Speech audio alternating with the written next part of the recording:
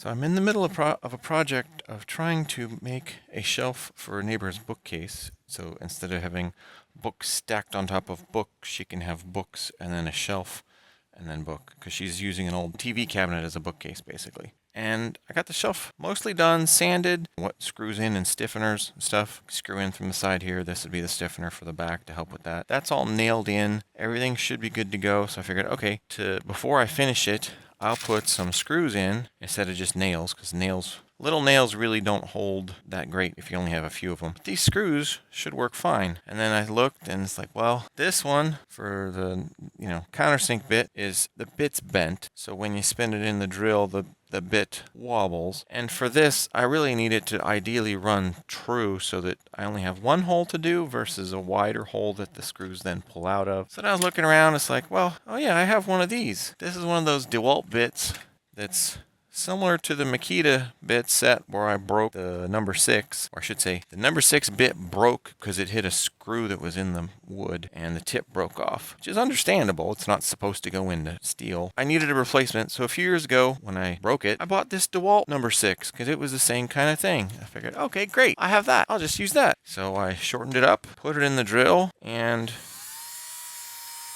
last I checked, that's not a nice hole. I'm pretty sure it's supposed to stay in one spot and spin. And then when I look, it's bent one specific way. And oh, look, there's a dent right there where they dented this metal to hold that in. So basically it's a manufacturing defect and they screwed it up when they put that in. It pushed too hard or something and caused the whole thing to bend. Now I don't know whether that means it bent the drill bit as well or if it's just because there's a bend like here. So I don't know what went on inside, but I do know that the bend points towards this little indent, so when it pushed, it tilted. And I thought, okay, well, how can I fix that? Like, I don't want to just throw it out. It's been years. There's no warranty information on this because it's, this is a disposable part. They don't warranty things that are disposable part. Now, granted, if you still have the receipt and just open the pack, and you could take it back to Home Depot and say, hey, I just opened this pack. You can see it's not used yet. It's bent. And they'd give you another one or a refund or whatever. But it's been years. So I think, okay, well,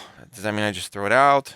It's like, no, I have a lathe. It's one of those things where once you have a tool, suddenly you can do all sorts of things that you couldn't do before. Oh, like open this with one hand. So there's two options.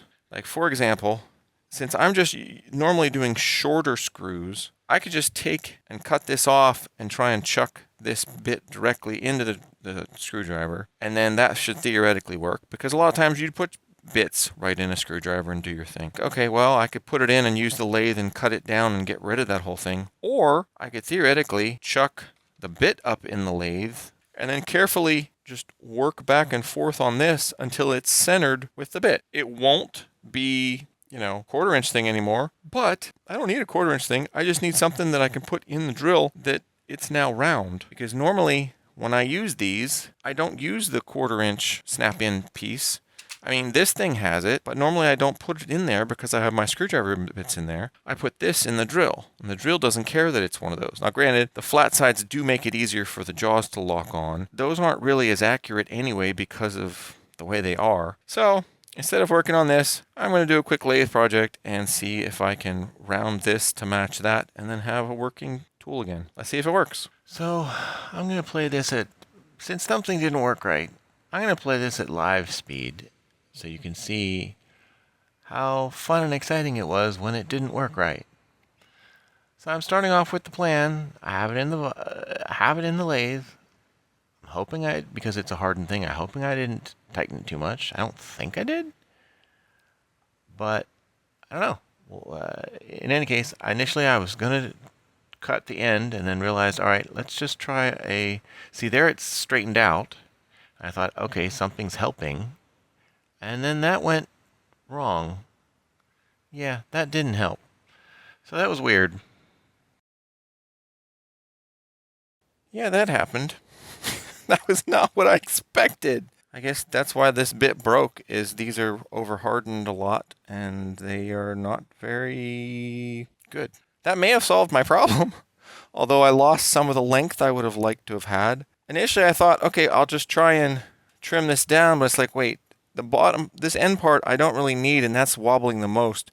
Maybe I'll use the cutoff bit to trim it off, and I I literally just touched. You can see just the slightest amount, and it straightened up some. And it's like, okay, that's odd. Maybe it's spinning in there. So I put in and touched again, and the whole thing broke off. So now I just take it out and see if I can, maybe I'll bump it out slightly and see if I can at least face off that broken bit. This at least worked. So I swapped the bits to the cleanup bit, and I was able to clean up the end of what was left of the drill bit, and then using a file to round off the corners just because I didn't want to mess it up. Yeah, that did not go as planned. And now I think it might be too short to use because that's a very stubby thing. I'm still going to try it, and it would have been so nice if I'd have been able to clean some of that off, but that was not the case. And it's possible that there was a micro crack in there from when they did the bend originally. Maybe they held this in place and crunched it, and that put a stress already in it. I don't know. No lathe project. Well, other than I did use it to make a nice end on it. So that part worked. Now we'll see what happens. Okay, I can confirm. Now it runs true, and it is just long enough to put in the drill. At least the end result was a success, even if my first idea was an abject failure because the part failed. At least I didn't screw it up completely, and then I was out a number 6 one again. Now I technically have a number 6, it's just shorter than it's supposed to be.